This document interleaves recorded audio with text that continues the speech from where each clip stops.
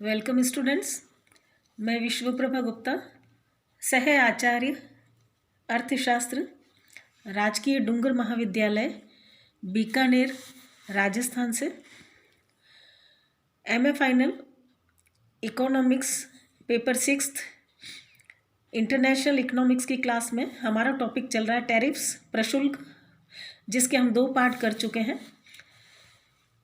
पिछली क्लास में हमने प्रशुल्क के प्रभावों को शुरू किया था, जिसमें हमने protective effect, revenue effect, redistribution effect और कंजम्पशन इफेक्ट, ये 4 इफेक्ट किए थे।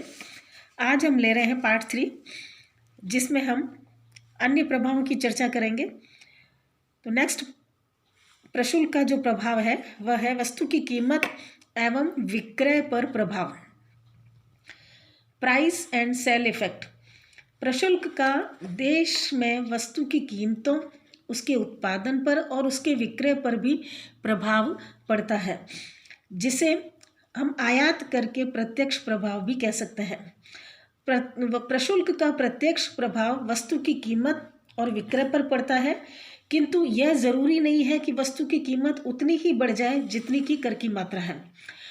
यह इस बात पर निर्भर करता है कि वस्तु की मांग की लोच और उत्पादन नियम किस स्थिति में है। इन बातों पर वस्तु की कीमत और विक्रय निर्भर करते हैं। इस संबंध में हैबरलर के अनुसार कुछ स्थितियां हो सकती हैं, जिनमें वो कहते हैं कि यदि वस्तु की घरेलू पूर्ति अधिक लोचदार है तो प्रशुल्क लगाने वाले देश से निर्यात कम होंगे, जिससे देश में कीमत में कम वृद्धि होगी और विदेशों में कीमत में अधिक कमी आएगी। यदि आयातकर्ता देश की मांग अधिक लोचपूर्ण है तो आयातकर्ता देश में कीमतों में कम वृद्धि होगी, क्योंकि जैसे ही वस्तु की कीमत बढ़ेगी प्रशुल्क के कारण तो मांग कम हो जाएगी और इस दृष्टि से फिर कीमतों में ज़्यादा वृद्धि नहीं हो पाएगी, तथा निर्यातकर्ता देश में कीमतें अधिक गिरेंगी, क्योंकि निर्यातकर्ता देश में निर्यात की मांग कम हो जाएगी, जिसके कारण से कीमतें गिरेंगी। यदि कीमत बढ़ने से आयातकर्ता देश की मांग बहुत कम हो जाती है तो घरेलू उत्पादन अधिक नहीं बढ़ेंगे तथा लागत भी नहीं बढ़ेगी। इसके विपरीत विदेशी उत्पादन कम होकर उसकी पूर्ति कीमत भी कम हो जाएगी। इस संबंध में शूलर कहते हैं कि निर्यातकर्ता देश के कुल उत्पादन की तुलना में आयात का अनुपात कम हो तो प्रशुल्क के कारण कीमतों में अधिक वृद्धि होगी, और इसके विपरीत यदि आयातक देश के उत्पादन की तुलना में आयात की मात्रा अधिक हो तो कीमत में अधिक वृद्धि होगी।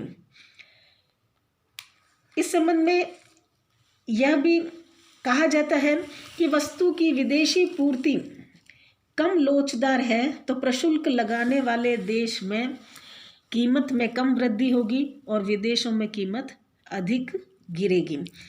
तो ये सब बातें बताती हैं कि प्रशुल्क का वस्तु की कीमत और विक्रय पर प्रभाव इस बात पर आधारित है कि मांग की लोच और उत्पादन नियमों की स्थिति क्या है। नेक्स्ट प्रभाव है व्यापार की शर्तों पर प्रभाव, टर्म्स ऑफ ट्रेड इफेक्ट। प्रशुल्क से व्यापार की शर्तों पर यह प्रभाव पड़ता है कि इससे जो देश प्रशुल्क लगाता है उसकी व्यापार की शर्तों में सुधार हो जाता है। इसको हम एक डायग्राम से स्पष्ट कर सकते हैं।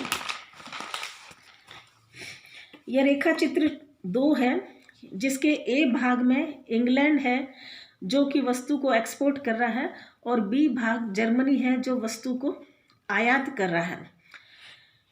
ए भाग में हम देखते हैं कि S1 इंग्लैंड का वस्तु का पूर्ति वक्र है और D1 इंग्लैंड का वस्तु का मांग वक्र है। इसी तरह से जर्मनी में D2 वस्तु का डिमांड कर्व है और S2 वस्तु का पूर्ति वक्र है। अब प्रशुल्क लगाने से पहले OP1 कीमत पर दोनों देशों के मध्य व्यापार होता है अब मान लिया कि इंग्लैंड से जो वस्तु जर्मनी में आ रही है, तो जर्मनी उस वस्तु पर P2T के बराबर प्रशुल्क लगा देता है। जब जर्मनी प्रशुल्क लगा देता है तो ऐसी स्थिति में वस्तु की कीमत बढ़ जाती है, क्योंकि वस्तु की कीमत में प्रशुल्क शामिल हो जाएगा, जिसके कारण से जर्मनी में वस्तु की कीमत बढ़ जाती है। और जब कीमत बढ़ जाती है तो मांग घट जाती है। दूसरी ओर इंग्लैंड में भी वस्तु की कीमत कम हो जाएगी, क्योंकि इसके निर्यात की मांग पहले की तुलना में कम हो गई है।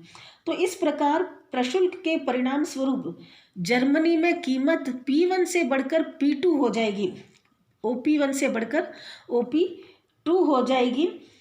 और इंग्लैंड की अगर हम देखें तो चूंकि इसकी निर्यात मांग कम हो गई है, तो यहाँ पर कीमत OP1 से घटकर OP डैश के बराबर हो जाएगी।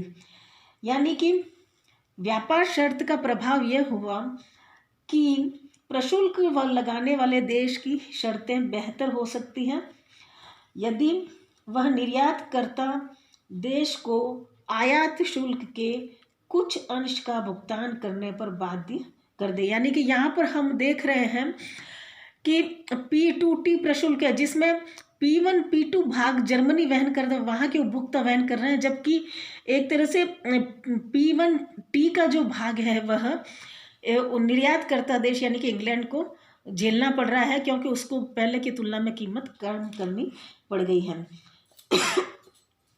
तो इस अर्थ में आयातक देश आयात को कुछ सस्ते दामों पर प्राप्त कर सकते हैं। यह ठीक है कि आयातकर्ता देश में उपभोक्ता को ऊंची कीमत देनी पड़ती है, किंतु जहाँ तक आयात का संबंध है, कीमत की इस वृद्धि का राजस्व प्रभाव आंशिक रूप से निर्यातकर्ता देश के उत्पादकों को भी वहन करना होता है, जैसा कि हम इसके अंतर्गत देख रहे हैं। यदि निर्यातक देश में अगर पूर्ति बेलोच होगी तो और आयातक देश में मांग लोचदार है, तो प्रशुल्क लगाने से आयात में बहुत ज़्यादा परिवर्तन नहीं होगा, क्योंकि कीमत बढ़ने से मांग तुरंत ही कम हो जाएगी, किंतु वे बहुत सस्ती कीमतों पर उपलब्ध होंगी। यदि निर्यातक देश का पूर्ति वक्र पूर्ण रूप से लोचदार है तो प्रशुल्क से व्यापार की शर्तों में कोई सुधार नहीं होगा। तो इस तरह से हमने देखा कि प्रशुल्क लगाने से व्यापार की शर्तों पर क्या प्रभाव पड़ता है। अब हम लेते हैं नेक्स्ट प्रतियोगिता प्रभाव, कंपटीशन इफेक्ट। प्रशुल्क का प्रतियोगिता प्रभाव यह पड़ता है कि आयातित वस्तु पर प्रशुल्क लगाकर घरेलू उद्योगों को विदेशी प्रतियोगिता से बचाया जा सकता है, और यह प्रभाव प्रायः प्रोटेक्शन के इन्फेंट इन इंडस्ट्री का जो तर्क दिया जाता है, जो लॉजिक दिया जाता है, उससे संबंधित है। परंतु इस संबंध में यह भी डर प्रकट किया जाता है कि हो सकता है कि शिशु उद्योग बड़ा होकर भी प्रतियोगिता में उतरना ही ना चाहे और यह एकाधिकार प्राप्त कर ले और इनएफिशिएंट ही बना रहे। इस संबंध में किंडलेबर्गर कहते हैं कि प्रशुल्क का प्रतियोगिता प्रभाव वास्तव में प्रतियोगिता विरोधी प्रभाव है। प्रशुल्क हटाने से प्रतियोगिता बढ़ती है, अतः वे इस पक्ष में हैं कि अर्थव्यवस्था के हित में उन उद्योगों पर से प्रशुल्क हटा दिया जाना चाहिए जो धीमे, भारी और सुस्त पड़ गए हों। नेक्स्ट इफेक्ट है इनकम इफेक्ट या आय प्रभाव। आय प्रभाव वह है जो प्रशुल्क लगाने के परिणाम स्वरूप प्रशुल्क लगाने वाले देश की राष्ट्रीय आय पर पड़ता है। यदि हम ये मान लें कि दूसरा देश बदले की भावना नहीं रखता, तो प्रशुल्क लगाने से आयात घट जाते हैं और आयातित वस्तुओं की मांग कम हो जाती है और घरेलू उत्पादित वस्तुओं की मांग बढ़ जाती है, जिससे कि एक्स माइनस एम यानी एक्सपोर्ट्स माइनस इम्पोर्ट के अंतर्गत निर्यात अतिरिक्त का मूल्य बढ़ जाता है, यानी कि एक्स माइनस एम की वैल्यू बढ़ जाती है क्योंकि एम जो है वो पहले की तुलना में कम हो गया है। इससे विदेशी क्षेत्र से जो आय है उसका देश की ओर अंतर प्रवाह होगा और यह आय पूरी की पूरी बचत के रूप में नहीं रखी जाएगी, बल्कि उसका कुछ भाग देश में व्यय होगा। और इस व्यय से अगर देश में पूर्ण रोजगार से कम की स्थिति है तो मुद्रा, वास्तविक आय और रोजगार बढ़ेगा। किंतु यदि देश में पहले से ही फुल एम्प्लॉयमेंट की स्थिति है और यह व्यय होता है तो देश में स्फीति की स्थिति हो सकती है, मौद्रिक आय बढ़ जाएगी किंतु संसाधनों के आवंटन में परिवर्तन नहीं हो पाएगा, तो ऐसी स्थिति में वास्तविक आय घट जाएगी। इस प्रभाव को हम इस रेखा चित्र 3 के माध्यम से स्पष्ट कर सकते हैं। इसमें OY 45 डिग्री की रेखा है, AD बेरोजगारी स्तर पर अर्थव्यवस्था का कुल व्यय वक्र है जो 45 डिग्री रेखा OY को E बिंदु पर कट करता है, जिससे अर्थव्यवस्था में E बिंदु पर संतुलन स्थापित होता है और OY1 के बराबर अर्थव्यवस्था में संतुलन आय का निर्धारण होता है। AD वक्र समस्त मांग को व्यक्त करता है और यह C plus I plus G plus bracket में x माइनस एम यानी कि निर्यात और आयात के अंतर को अभिव्यक्त करता है।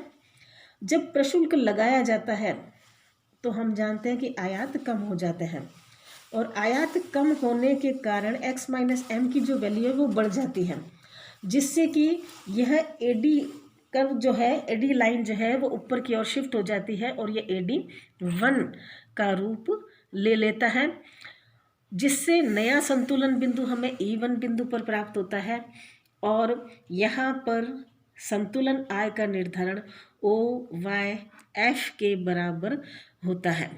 इससे ये स्पष्ट होता है कि प्रशुल्क ने अर्थव्यवस्था में पूर्ण रोजगार की स्थिति को ला दिया है, उस अर्थव्यवस्था को पूर्ण रोजगार की स्थिति पर पहुंचा दिया है और साथ ही आय का स्तर भी OY1 से बढ़ाकर OYF कर दिया है। तो इस तरह से इनकम इफेक्ट भी प्रशुल्क का हम जो है देख सकते हैं। अब नेक्स्ट और लास्ट हम लेते हैं भुगतान संतुलन प्रभाव, बैलेंस ऑफ पेमेंट्स इफेक्ट। प्रशुल्क लगाने से भुगतान संतुलन पर, उस देश के भुगतान संतुलन पर अनुकूल पॉजिटिव इफेक्ट आता है, क्योंकि प्रशुल्क लगाने से आयातक देश के आयात कम हो जाते हैं और निर्यातक देश के निर्यात कम हो जाते हैं। इस प्रकार प्रशुल्क देश का अंतर्राष्ट्रीय व्यय कम कर देता है और भुगतान संतुलन में स्थिरता को लाता है। तो इस तरह से प्रशुल्क लगाने से विभिन्न प्रकार के प्रभाव एक देश की अर्थव्यवस्था पर पड़ते हैं। तो आज इतना ही रखती हूँ मैं। Thank you.